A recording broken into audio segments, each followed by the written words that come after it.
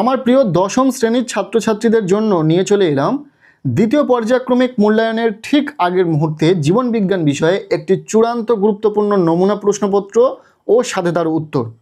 এই নমুনা প্রশ্নপত্রে থাকা প্রতিটা প্রশ্ন পরীক্ষার জন্য ভীষণ গুরুত্বপূর্ণ, পরীক্ষাতে আসার মতো প্রশ্ন।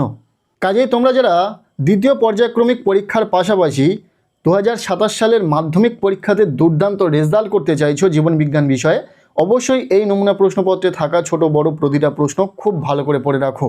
এখানে থাকা ইম্পর্টেন্ট প্রশ্নগুলি শুধু দ্বিতীয় ইউনিট টেস্ট নয়, তোমাদের 2027 সালের মাধ্যমিক পরীক্ষাতেও কমন আসবে।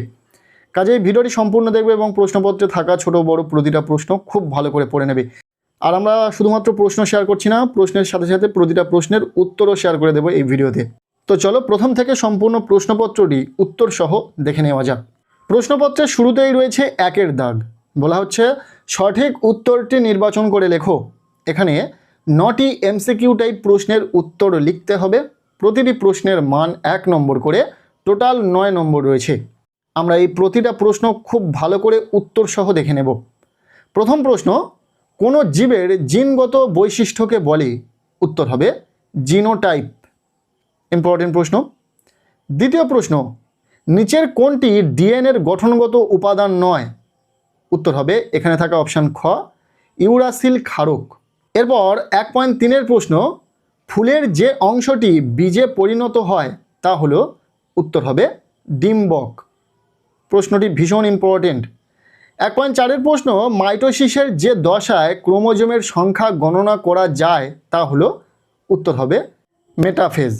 এরপর 1.5-এর প্রশ্ন, এক সংকর পরীক্ষার ফিনোটাইপ অনুপাত হলো? উত্তর হবে 1:2। 1.6-এর প্রশ্ন, মানুষের সংযুক্ত কানের লতি হলো? উত্তর হবে প্রচ্ছন্ন বৈশিষ্ট্য। প্রশ্নটি ইম্পর্টেন্ট, খুব ভালো করে দেখে নেবে। এরপর 1.7-এর প্রশ্ন, পৃথিবীতে প্রাণের সৃষ্টির সময় পরিবেশে যে গ্যাসটি অনুপস্থিত ছিল সেটি হলো? উত্তর হবে অক্সিজেন। আমরা এই প্রতিটা প্রশ্নের ক্ষেত্রে সঠিক উত্তরটিকে ডিফারেন্ট কালারের কালি দিয়ে চিহ্নিত করেছি যাতে তোমাদের বুঝতে সুবিধা হয়। কাজেই উত্তর সহ প্রতিটা প্রশ্ন খুব ভালো করে দেখে রাখো। 1.8-এর প্রশ্ন, নিচের কোন প্রাণীটি বিশেষ নৃত্যভঙ্গি দ্বারা নিজের দলের অন্য সদস্যদের সাথে খাদ্যের উৎস সংক্রান্ত তথ্য আদান প্রদান করে তা শনাক্ত করে? উত্তর হবে মৌমাছি। প্রত্যেকেই জানো। এরপর 1.9-এর প্রশ্ন, শ্বাসমূল দেখা যায়? উত্তর হবে সুন্দরী গাছে। এই ছিল 1-এর দাগ থেকে 9টি এমসিকিউ টাইপ প্রশ্ন, যেগুলোর আমরা উত্তর সহ শেয়ার করলাম। এরপর রয়েছে প্রশ্নপত্রে 2-এর দাগ, যেখানে রয়েছে এসকিউ টাইপ প্রশ্ন। বলা হচ্ছে নির্দেশ অনুসারে নিচের প্রশ্নগুলির উত্তর দাও যে কোনো 6টি। এখানে 6টি এসকিউ টাইপ প্রশ্নের উত্তর লিখতে হবে। প্রতিটি প্রশ্নের মান 1 নম্বর করে, টোটাল 6 নম্বর রয়েছে। প্রথম প্রশ্ন, দেহের চারিত্রিক বৈশিষ্ট্য নির্ধারণকারী ক্রোমোজোমকে কি বলে?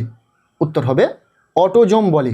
এই এসকিউ টাইপ প্রশ্নের ক্ষেত্রেও আমরা উত্তর করে দিয়েছি। প্রতিটা প্রশ্নের ঠিক নিচে সেই প্রশ্নের উত্তরটি রয়েছে।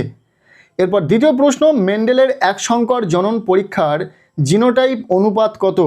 উত্তর হবে জিনোটাইপ অনুপাত হলো 1:2:1। খুবই ইম্পর্টেন্ট একটি প্রশ্ন, খুব ভালো করে দেখে রাখো। এরপর 2.6-এর দাগের প্রশ্ন, দুটি বায়ু পরাগী পুষ্পের উদাহরণ দাও? উত্তর হবে ধান ও গম। প্রশ্নগুলি খুব ভালো করে দেখে রাখো, প্রশ্ন কিন্তু শর্ট প্রশ্ন হিসাবে পরীক্ষাতে থাকবে। 2.7-এর প্রশ্ন, পিতামাতার যে বৈশিষ্ট্য অপত্যে প্রকাশ পায় না তাকে ড্যাশ বৈশিষ্ট্য বলে? যেটা প্রকাশ পায় না তাকে প্রচ্ছন্ন বৈশিষ্ট্য বলে। এরপর শেষ যে এসকিউ টাইপ প্রশ্নটি রয়েছে, আধুনিক ঘোড়ার নাম কি? উত্তর হবে আধুনিক ঘোড়ার নাম হলো ইকুয়াস। এরপর রয়েছে প্রশ্নপত্রের 3-এর দাগ। বলা হচ্ছে নিচের প্রশ্নগুলির সংক্ষেপে উত্তর দাও যে কোনো 5টি। এখানে 2 মার্কের প্রশ্ন রয়েছে। 5টি প্রশ্নের উত্তর লিখতে হবে, টোটাল 10 নম্বর। এই 2 মার্কের প্রশ্নের ক্ষেত্রেও আমরা উত্তর করে দিয়েছি প্রতিটা প্রশ্নের ঠিক নিচে। খুব ভালো করে উত্তর সহ প্রতিটা প্রশ্ন দেখে নাও। প্রথম প্রশ্ন, জোর কলম কি? একটি উদ্দেশ্য লেখো, অর্থাৎ জোর কলমের একটি উদ্দেশ্য লেখো। উত্তর হবে একই প্রজাতিভুক্ত দুটি ভিন্ন উদ্ভিদের শাখা জোড়া লাগানোর প্রক্রিয়াকে জোর কলম বলে। এর তাৎপর্য হলো রোগ প্রতিরোধকারী ও উন্নত মানের উদ্ভিদ সৃষ্টি করা। এবার দ্বিতীয় প্রশ্ন, বিশুদ্ধ বা খাঁটি জীব কাকে বলে? উদাহরণ দাও। উত্তর হবে কোনো জীব বংশানুক্রমে একই রকম বৈশিষ্ট্য বজায় রাখলে তাকে বিশুদ্ধ বা খাঁটি জীব বলে। মেন্ডেলের এক সংকর জনন পরীক্ষার জনিত্ব জনুর লম্বা ও বেঁটে মটর গাছ হলো বিশুদ্ধ উদ্ভিদের উদাহরণ। আমরা প্রশ্নগুলির উত্তর একদম কনসেপ্টে ক্লিয়ার করেছি, ছোট্ট করে উত্তর দেওয়ার চেষ্টা করেছি, খুব ভালো করে দেখে রাখো প্রতিটা প্রশ্নের উত্তর। অ্যালিল কাকে বলে? প্রশ্নটির উত্তর হবে সমস্ত ক্রোমোজোমের কোনো একটি বিন্দুতে উপস্থিত বিপরীতধর্মী জিন জোড়াকে অ্যালিল বা অ্যালিলোমর্ফ বলে। যারা আমাদের এই চ্যানেল নতুন দেখছো তাদেরকে ছোট্ট করে বলে রাখি, বিগত আমরা কয়েক বছর ধরে ছাত্রছাত্রীদের জন্য এইরকম সাজেশন নোটস বা বেস্ট গাইড করার চেষ্টা করছি এবং দুর্দান্ত ফলাফল করছে প্রতি বছর ছাত্রছাত্রীরা। যারা আমাদের চ্যানেল থেকে সাজেশন ফলো করে তারা নিজেরা ভালো করে পড়াশোনা করছে, কিন্তু তারা বেটার রেজাল্ট করছে। আমরা গত বছর অর্থাৎ 2026 সালে জীবনবিজ্ঞান বিষয়ে যে প্রশ্নগুলো বলে দিয়েছিলাম হুবহু সেই প্রশ্নগুলোই এসেছিল পরীক্ষাতে। ভিডিওগুলি এখনও চ্যানেলে রয়েছে, তোমরা দেখে নিতে পারো।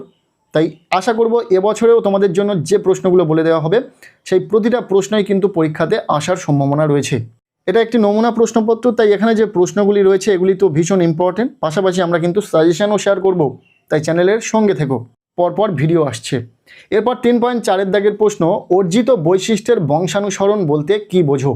উত্তর হবে ল্যামার্কের মতবাদ অনুসারে পরিবেশের প্রভাবে ব্যবহার ও অপব্যবহারের মাধ্যমে যে বৈশিষ্ট্য অর্জিত হয় তা বংশানুক্রমে সঞ্চারিত হয় এবং জীবের অভিব্যক্তিতে সাহায্য করে।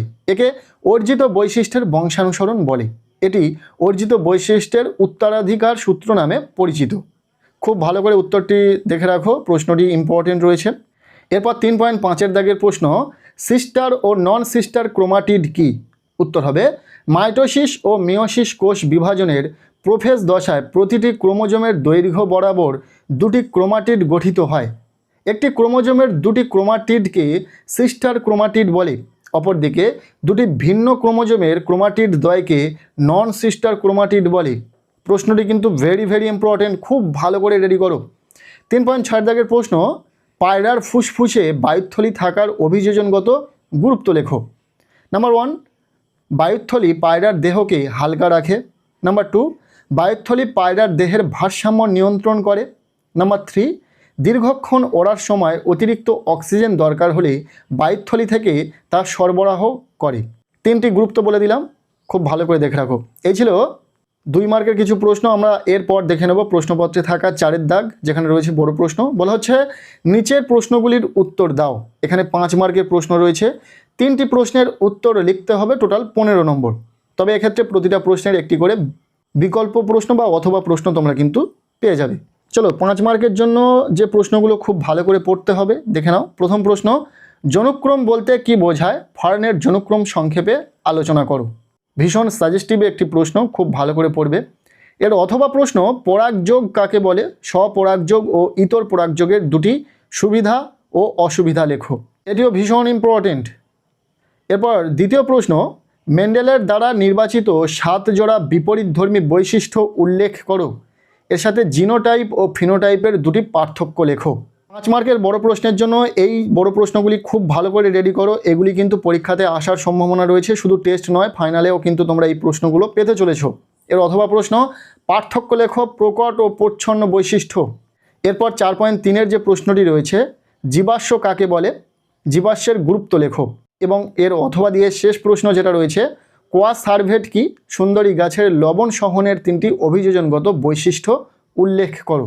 সো 5 মার্কের জন্য এই প্রশ্নগুলো তো খুব ভালো করে তোমরা রেডি করবে। পাশাপাশি এই প্রশ্নপত্রে থাকা এমসিকিউ এসএকিউ 2 মার্কের প্রশ্ন খুব ভালো করে পড়ে নাও। প্রতিটা প্রশ্ন কিন্তু পরীক্ষার জন্য গুরুত্বপূর্ণ রয়েছে।